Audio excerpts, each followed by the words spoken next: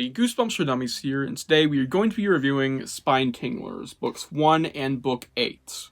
Yeah, we're doing a double review today. We have never done a double review before, let alone for kids' horror books. I don't really review kids' horror books, but this is going to be more of a discussion than anything, because I want to talk about particular points in these books, and I won't be going over everything I think about them, just mainly what I want to talk about. Spinetinglers is a series of 30 books that started in the 90s. It is a obvious Goosebumps knockoff by taglines such as "This will give you more than Goosebumps" from book 5. It is written by various authors under the pen name MC Coffin. Not a real person. The main authors of the series are actually two we have here today. Kathleen Dewey, who wrote Substitute Creature here, and George Edward Stanley, who did way more entries. I think he was basically the writer of the series, and I think he helped make it. George Edward Stanley wrote this one, Principal's Office, or Don't Go, It's the Principal's Office. And many other books were done by these authors, such as Kathleen Dewey's Fly By Night, Simon Says Croak, or George Edward Stanley's Billy Baker's Dog Won't Stay Buried, Check It Out and Die, and many others for the series all throughout. And to varying quality. I've said it before, but I'll say it again. Spinetinglers is the most inconsistent kids horror series of all time. I think there's plenty of others out there for kids' horror that aren't very consistent, but there are others like Ghost of Fear Street who have different authors like every book and just actually have good consistency. Unlike Spinetinglers, where it is really hit or miss half the time, with only some being like maybe a light bad or a light good. Mostly light bad compared to light good. I barely have any Spinetinglers between a 5 and an 8, I think. Spinetinglers, finally talk about more of these. I've only been positive about them on the channel, so I figured it'd time to be negative, because yeah, I don't have much positive to say on these. More so this one, I guess, I'll have positivity, but this one, get ready. And the reason why I'm reviewing these two together is, well, it'll become more apparent, but these are the same book. Not literally, like, reprinted, but these are the same story at heart, and not for good reasons. I'm gonna say it, I don't even know if I can use this for like a title or something, but this is an offense done twice. Like a genuine assault on this genre. Twice. A count of 2, man. Let's talk about them, starting with book 1 of the series. Yes, be first in the entire Spinetinglers series. I don't even know how it got picked up after this, to tell you.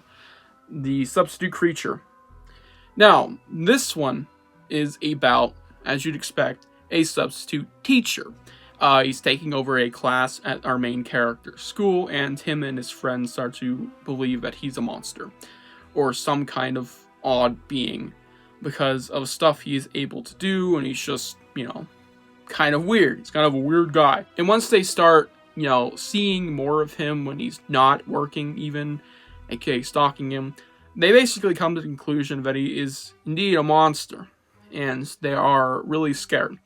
And by the end of the book, they are running from this dude. They think he's trying to eat him or kill him. And it leads back to the main character's house, where he's basically cornered by this guy.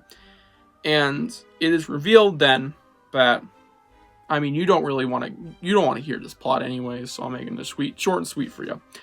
That this guy, spoiler alert, is not a monster. He is a performance dude. He likes stage play. He wants to be a magician, I believe. There are a lot of things that get recontextualized for better, for worse. And yeah, that's how the book ends. It basically leaves off there. There's a bit of a happy ending after that, where it's like, yay, we're gonna go to this guy's show and shit. And there's just a lot of comments on this one, but we'll save them for a minute, because I want to talk about part 2. Not really, but technically the same book. The sequel-dequel. Don't Go to Principal's Office by George Edward Stanley. First one's Kathleen Dewey, in case you need a reminder. This is basically the same book, except it's a principal. The principal is not really a substitute principal, it's a new principal. So this guy's taking over the job at this school. It's a new year. And immediately he and plenty of other kids actually suspect that he is a, evil doctor. Because the main character and his friends see him with doctor stuff in the basement of the school.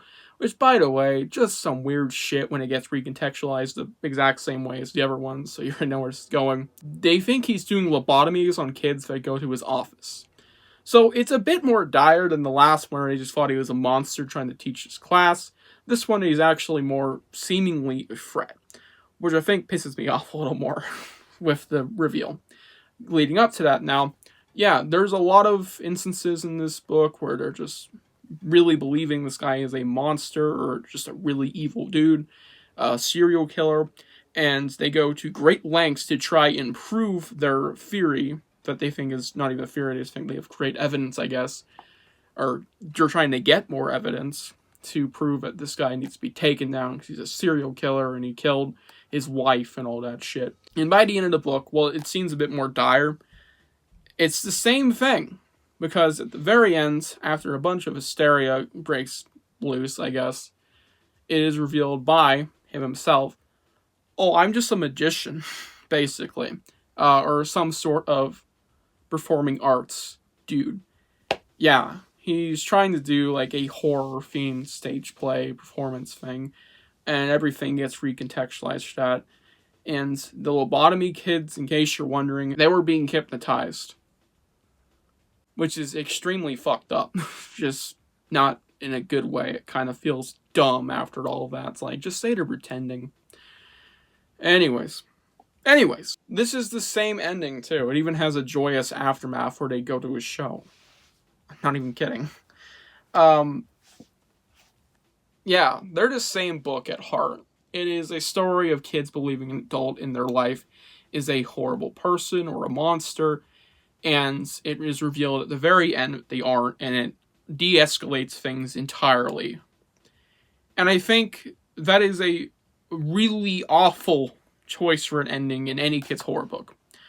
I think there's kids' horror books that can work without monsters. I think, there's even a Goosebumps out there. I think it's one of Comp's favorites that does that, where there is no monster, but it works because it's not trying to have a monster and then pull the rug out from under you.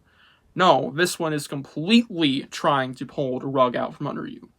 These two books are the exact same thing, where they're basically blue-balling you of what you actually want from a kid's horror book. A genuine threat, and not just a bunch of hysterical madness that actually was just, in bad light, bad context.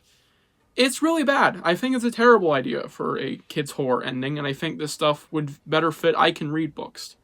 And that's basically my sentiment. I think the reason these do not work is because of the genre they are inhabiting. I'm willing to bet these types of twists have happened way before, and I know this is a trope in general, where it's just a misunderstanding.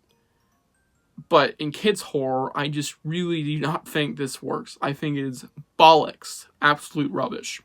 And these two books genuinely suck, in most regards. If I had to say, though, which one of the two are good, but I do not recommend either of them, especially if you get through maybe even the first 30 page and you're like, I'm bored, I don't like this, I already know where it's going, then yeah, don't read them. I'd say this is the better of the two. The other one, George R. Stanley is not a great writer half the time, most of the time I'd even argue. His writing kind of sucks there. Kathleen Dewey's a decent writer. I'll give her that credit, and it is a bit shorter and just less offensive in the place it goes. Whilst this one, it is super hard to believe, super stupid, and again, the writing is rough, and it's a bit longer anyway. So, of the two, the least offensive is this one, because it doesn't even try as hard to up the ante, when it's all going to be just absolutely deflated at the end anyways. So, at least this one doesn't try to overdo it. So I'll say that much.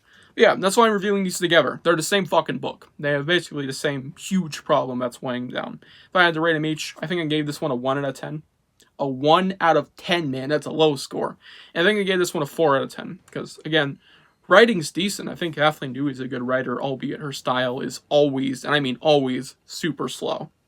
Not that I think this one being a bit faster makes up for it, because it's still longer. And it's a huge disappointment. Both of them are.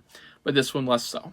I could have done this late May, I guess, for out of school, but I don't care. I wanted to talk about it now. I just want to get something quick out before April ends. I'm assuming this comes out today or tomorrow. We'll have to wait and see. Hope you guys enjoyed the video. How much you think about these two books down below. Please do not read them if you haven't. They're not worth it. And I'll see you guys in the next one. Bye.